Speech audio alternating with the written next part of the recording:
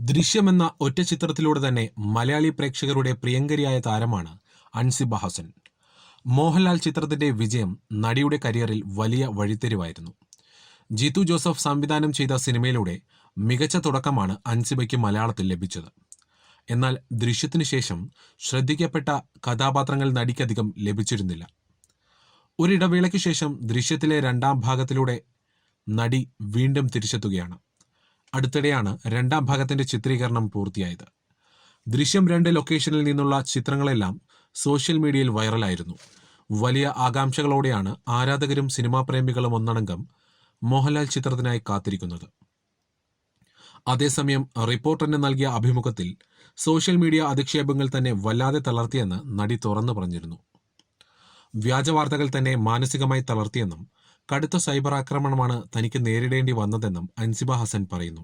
താൻ ഒരു സമുദായത്തെയും വിമർശിച്ചിട്ടില്ല. മോർഫ് ചെയ്ത ഫോട്ടോകൾ കണ്ട് എനിക്ക് തന്നെ അറപ്പ് തോന്നി. പുരുഷന്മാരും സ്ത്രീകളെപ്പോലെ സൈബർ ആക്രമണത്തിന്റെ ഇരയാകുന്നുണ്ട്. എന്നാൽ തങ്ങൾ മനക്കെട്ടിയില്ലാത്തവരാണെന്ന് പുറംലോകം അറിഞ്ഞാലുള്ള നാണക്കേട് ഭയന്നാണ് അവർ തുറന്നു പറയാത്തതെന്നും അൻസിബ പറഞ്ഞു. അതേസമയം ദൃശ്യത്തിലൂടെ സിനിമയിൽ വീണ്ടും തിരിച്ചെത്താനായ സന്തോഷം അടുത്തിടെ നടി പങ്കുവച്ചിരുന്നു. സിനിമയിലേക്കില്ലെന്ന് തീരുമാനമെടുത്ത സമയത്താണ് ദൃശ്യം 2 വരുന്നതെന്ന് നടി പറഞ്ഞു. കഥ കേട്ടപ്പോൾ തന്നെ ഞാനാകെ ത്രിൽഡായിരുന്നു.